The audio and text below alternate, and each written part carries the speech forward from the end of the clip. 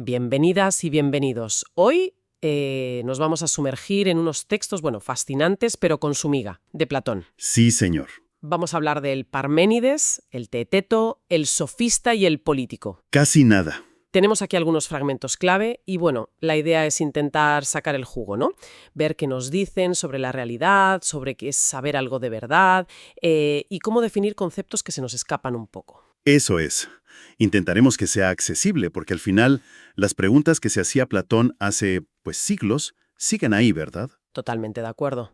Y son diálogos que tienen fama de complicados, ¿eh? El Parménides, por ejemplo, a veces se le llama, bueno, la bestia negra, como dicen algunas fuentes que hemos visto. Vaya, pero son fundamentales. Nos enseñan cómo Platón iba, digamos, evolucionando, ¿no?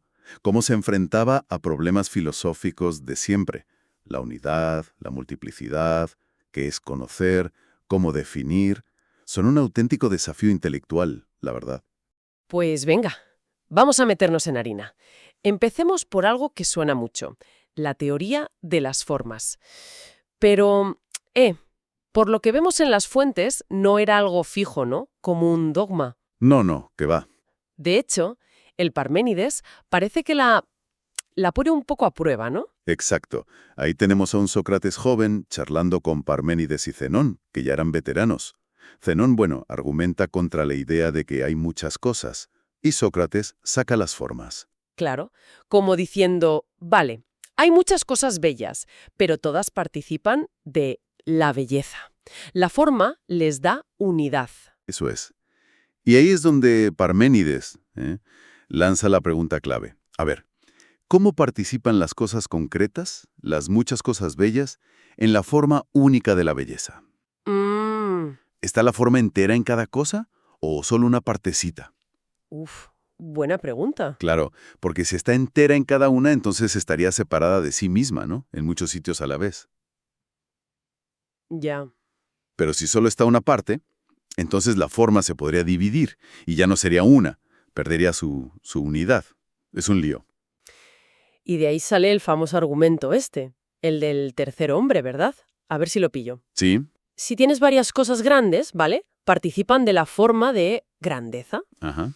Pero si ahora piensas en esas cosas grandes y además en la propia forma de grandeza, necesitas otra forma para explicar qué tienen en común ese grupo nuevo. Exactamente. Y así hasta el infinito. Justo. Ese es el clavo ardiendo. Y las fuentes dicen que Platón lo usa varias veces, con matices. Comentaristas como Comfort, Allen, Blastos han escrito muchísimo sobre esto. Sobre qué premisas ocultas hay ahí, ¿sabes? ¿Cómo cuáles? Pues, por ejemplo, que la forma se aplica a sí misma. La grandeza es grande. Y que la forma no es lo mismo que las cosas que participan de ella. Es una crítica, bueno, demoledora. Y viene desde dentro. Pero Sócrates intenta una salida, ¿no? Dice algo de que las formas son como modelos. Sí, paradigmata, modelos originales. Y las cosas son copias, homoiomata, como un cuadro y la persona retratada. Vale, eso suena más intuitivo. Suena, sí. Pero Parménides le da la vuelta enseguida. Le dice, vale, la copia se parece al modelo.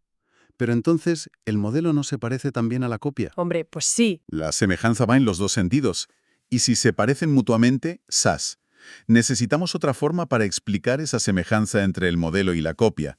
Otra vez, el regreso al infinito. Vaya, no es escapatoria fácil. Y no solo eso, añade otra duda.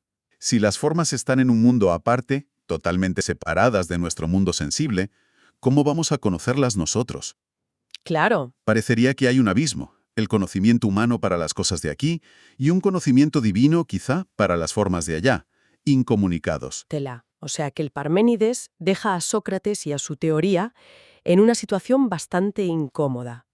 ¿Y qué propone el diálogo al final? ¿Alguna solución? Pues no exactamente una solución cerrada. Propone una tarea, una gimnasia dialéctica. Gimnasia dialéctica. Explorar a fondo todas sus consecuencias lógicas, para fortalecer la mente, digamos, y poder enfrentarse a estos líos. Es más una invitación a seguir pensando que una respuesta final. Entiendo. Una forma de decir, esto es difícil, hay que entrenar más. Eso parece. Y esa necesidad de seguir buscando, de explorar alternativas, es lo que nos lleva al Teeteto. Porque este parece que pregunta, ¿qué es el conocimiento? Pero como intentando no usar las formas como respuesta directa. Justamente. Es como si Platón dijera, vale, las formas tienen estos problemas que vimos en el Parménides. A ver, ¿podemos definir qué es conocer sin tener que apoyarnos en ellas todo el rato? Interesante el giro. Sí, las fuentes sugieren eso. Aunque bueno, siempre hay debate, ¿no? Sobre si las formas están ahí de fondo o no.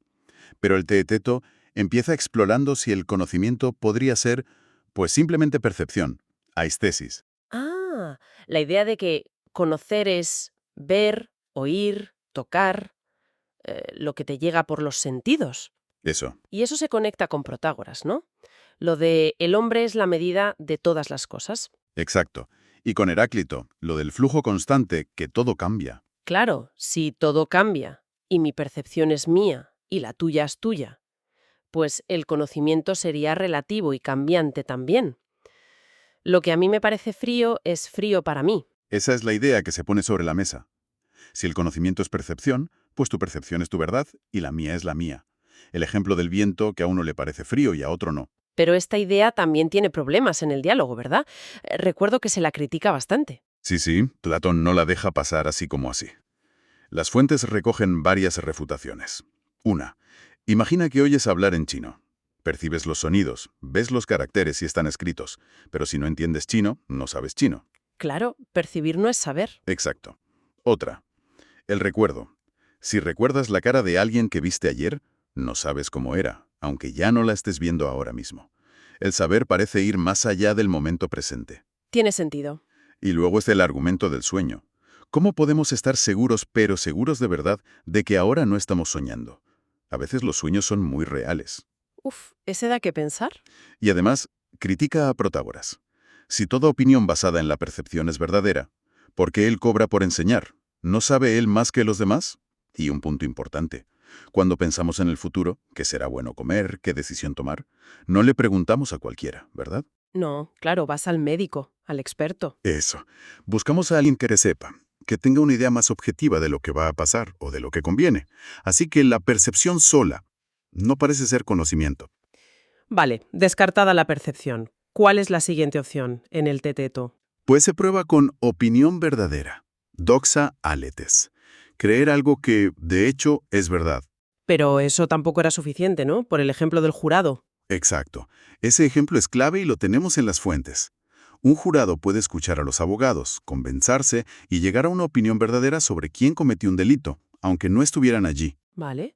Pero su estado mental no es el mismo que el de un testigo que lo vio todo. El testigo sabe de otra manera, ¿no? La opinión puede ser verdadera por chiripa o porque te han convencido, pero sin una base sólida tuya. Entendido. No basta con acertar. No. Y por eso llega la tercera definición. Conocimiento es opinión verdadera más una explicación, una razón. En griego, logos. Ajá, la opinión verdadera con logos. Pero aquí se volvía a complicar, porque ¿qué es exactamente ese logos? Ese es el quid de la cuestión. El diálogo explora varias ideas, según leemos. Primero, ¿basta con poder decir tu opinión? Pues no, eso parece muy fácil. No. Segundo, es poder enumerar las partes de algo, como las letras de una sílaba. Pero esto lleva a líos lógicos. ¿Cómo conocemos las letras si son simples? Y si no conocemos las letras, ¿cómo conocemos la sílaba? Vale, complicado.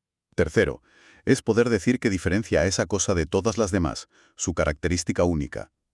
Tampoco parece que esto sirva como definición general para todo conocimiento. Entonces el teteto, al final, Pues, acaba en aporia. otra vez sin salida. Sin una definición cerrada de qué es el conocimiento, pero ojo que no es un fracaso, muestra lo increíblemente difícil que es la pregunta. Y muy al estilo de Sócrates, ¿no? Reconocer que no sabes es el primer paso para saber de verdad. Ya, la conciencia de la ignorancia. Eso es. Y bueno, algunos comentaristas creen que Platón, quizá en otros textos como la Carta Séptima, apunta a que el conocimiento más profundo necesita algo más que palabras, más que logos, una especie de intuición directa, ¿sabes? Después de mucho trabajo filosófico. Fascinante.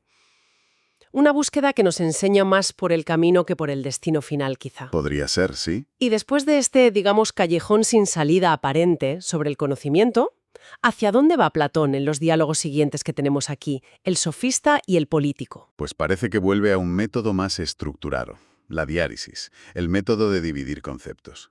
En el sofista, el objetivo es cazar al sofista, definir qué es. ¿Vale? Pero para hacer eso, tiene que meterse en un jardín filosófico enorme que le venía de Parménides, el problema del no ser. El no ser. ¿Y eso qué tiene que ver con los sofistas? Suena abstracto. Pues tiene todo que ver, porque los sofistas para Platón, al menos como lo printan las fuentes, son los artistas de la apariencia del engaño con palabras. Ah, vale. Crean imágenes falsas, discursos que no son verdad. Y para decir que algo es falso, necesitas poder decir que afirma lo que no es. Claro. Pero Parménides había dicho que lo que no es ni se puede pensar ni se puede decir. Así que Platón tiene que encontrar la manera de hablar del no ser para poder definir al sofista como alguien que dice falsedades. Menudo lío. Vaya nudo, sí. ¿Y cómo lo deshace? Pues introduce a un personaje nuevo, el extranjero de Elea, y aplica el método de la división, la diairesis. Pero primero, como para calentar motores, lo usa con algo más fácil, el pescador de caña. El pescador. Sí, empieza con arte o técnica. Es un arte de producir o de adquirir, De adquirir. por intercambio o por captura. Por captura. Y así, dividiendo y dividiendo, llega a la definición exacta del pescador con caña. Es un método muy ordenado. Entiendo. Como ir acorralando el concepto. Eso es. Y luego aplica lo mismo al sofista. ¿Y qué sale? Pues salen varias definiciones por el camino. Las fuentes nos las van dando. El sofista es como un cazador que cobra por cazar jóvenes ricos, o un comerciante de conocimientos para el alma, o un vendedor al por menor de esos conocimientos, incluso un fabricante de lo que vende. Curioso. También un experto en discutir por discutir, la erística. Y hay una definición que lo pinta casi como un purificador del alma, alguien que quita las falsas opiniones. Pero esa se parece tanto a Sócrates que el propio diálogo duda. Usa la imagen del lobo y el perro. Se parecen, pero uno es el sofista y otro el filósofo. Entiendo. Pero la clave llega cuando lo definen como un creador de imágenes falsas, ¿no? De ilusiones, fantasmata. Ahí está. Y ahí vuelve el problema. ¿Cómo puede haber imágenes falsas si no se puede hablar de lo que no es? Y la solución de Platón, el parricidio que decías antes. Exacto, el momento cumbre. La solución, según las fuentes, es genial. Reinterpretar qué significa no ser. No es la nada absoluta, el vacío. Significa diferencia. Héteron, en griego. Diferencia. ¿Cómo? Cuando dices esta mesa no es verde, no dices que la mesa no existe en absoluto. Dices que es diferente de verde. Es marrón, por ejemplo. Ah, vale. Claro, el no ser como ser diferente de. Qué bueno. ¿A que sí?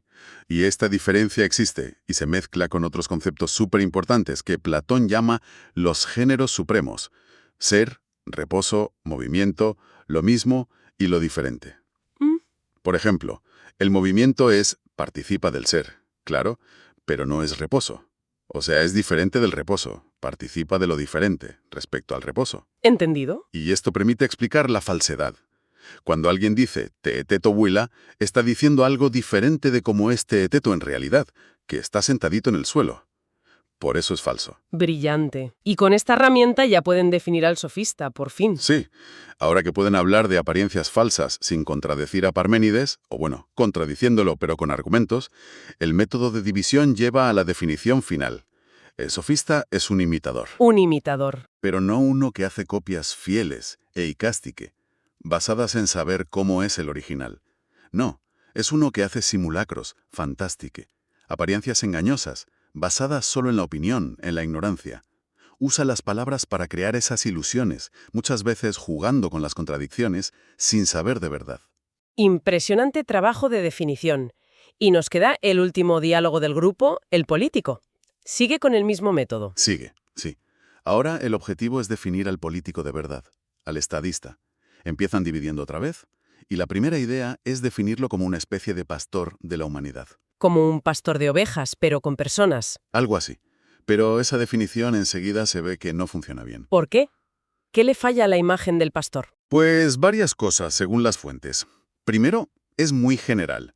Un médico cuida de sus pacientes, un maestro de sus alumnos, un agricultor de sus cultivos que alimentan a la gente. Muchos cuidan del rebaño humano. Vale, no es específico del gobernante. Exacto. Y tampoco distingue entre un buen rey y un tirano. Ambos pastorean. Y además, Platón introduce un mito muy curioso sobre la edad de Cronos. Un mito. ¿Sí? Sobre ciclos del universo.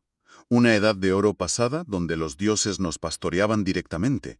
La vida era fácil, no hacía falta ni política ni trabajo. Y nuestra era, donde los dioses se han retirado y tenemos que apañárnoslas solos con nuestras artes y nuestros gobernantes. El político humano no es como ese pastor divino. Entiendo. Así que la analogía del pastor se queda corta. Necesitan afinar más. Mucho más. Y el diálogo insiste mucho en cómo hacer bien las divisiones. Hay que cortar por las juntas, dice, seguir las líneas naturales de la realidad, las verdaderas especies o formas, eidos, no hacer cortes artificiales. ¿Por ejemplo? Critica la división simple de humanos por un lado y todos los demás animales por otro. Dice que eso es como dividir los números en 10.000 y todos los demás números. No es una división significativa. Ya veo. Hay que buscar divisiones más equilibradas, más naturales. Eso es. Y aquí introduce otra herramienta nueva, muy importante. El paradigma, el modelo o ejemplo. ¿Otro modelo? ¿Como el de las formas antes? No exactamente. Aquí es usar un ejemplo de un arte más sencillo y conocido para entender mejor un arte más complejo y abstracto como la política. ¿Y qué ejemplo usa?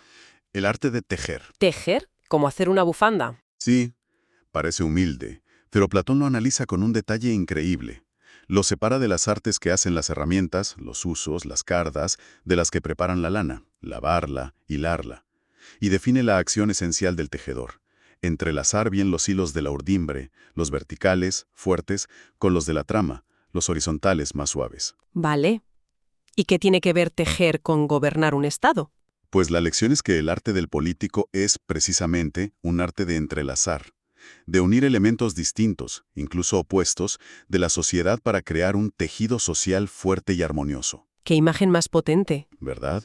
Concretamente dice que hay que saber mezclar bien a los ciudadanos que son por naturaleza valientes, enérgicos, quizá un poco rudos. Esos serían como la urdimbre, la estructura fuerte, Ajá. con los que son más moderados, tranquilos, apacibles. Esos serían la trama, que da suavidad y cohesión. Combinar a los fuertes y a los suaves. ¿Y cómo se hace eso en política real? El diálogo sugiere dos tipos de lazos. Unos divinos, una educación común que haga que todos compartan las mismas opiniones verdaderas sobre lo bueno, lo justo, lo bello. Que todos tengan los mismos valores, digamos. Entiendo. Y otros humanos. Fomentar matrimonios mixtos entre familias de caracteres opuestos. Que los valientes se casen con los moderados, para que la mezcla se dé también en las generaciones futuras. El objetivo es una ciudad equilibrada, ni muy agresiva ni muy blanda. Muy curioso lo de los matrimonios. ¿Y las leyes? ¿Qué dice el político sobre las leyes? Pues aquí viene otro punto interesante y un poco radical. Reconoce que las leyes son necesarias en la práctica, claro, pero las ve como algo rígido, general, inflexible. Como una talla única para todos. Algo así, como una orden médica que se deja por escrito para cuando el médico no está, nunca puede ser tan buena como el criterio del médico experto adaptado a cada paciente concreto. Entonces, el político ideal estaría por encima de la ley. El político ideal, el que tuviera la verdadera ciencia o arte, episteme, de gobernar, el filósofo rey, vamos, sí, su conocimiento sería superior a cualquier regla escrita. Podría y debería adaptar sus decisiones a cada situación particular, buscando siempre la justa medida, el metrión. La justa medida. Sí, evitar el exceso y el defecto.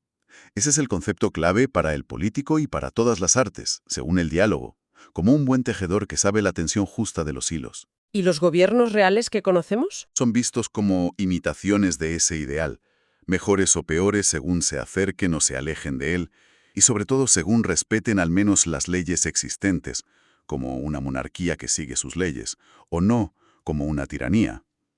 Y la función de ese político ideal no es hacerlo todo él, sino coordinar. ¿Coordinar a quiénes? A los otros expertos, los generales, los jueces, los oradores, los maestros. Él es como el arquitecto que dirige a los albañiles, carpinteros, etc., para que el edificio salga bien. Les dice a cada uno qué hacer y cuándo, para que todo encaje en el plan general. Fascinante. Vaya recorrido hemos hecho, ¿eh? Desde las dudas sobre las formas en el Parménides, pasando por la búsqueda del conocimiento en el Teeteto, la caza del sofista, hasta llegar a esta imagen del político como un tejedor. Un viaje intenso, sí. Si intentamos sacar alguna conclusión general, ¿con qué nos quedamos de estos 4 diálogos? Pues yo diría que nos quedamos con la imagen de un Platón, bueno, increíblemente honesto intelectualmente, ¿no? Que no tiene miedo de cuestionar sus propias ideas más queridas, como las formas, Sí, eso llama la atención. y que busca la claridad a toda costa, usando métodos como la dialéctica, la división. Vemos esa lucha constante por definir bien las cosas, qué es saber, qué es engañar, qué es gobernar de verdad. Y diferenciándolo de las imitaciones, de las apariencias. El sofista frente al filósofo, el tirano frente al estadista. Exacto, y la importancia del conocimiento real, de la episteme, frente a la simple opinión o la habilidad retórica. Y es curioso que no siempre dé respuestas finales. El teteto acababa en aporía, sin definir el conocimiento. Cierto. A veces el valor está más en el proceso, en las preguntas, en el método, que en una respuesta cerrada. Estos diálogos, como dicen las fuentes, son como un espejo. Reflejan mucho de quién los lee, de cómo los interpretamos.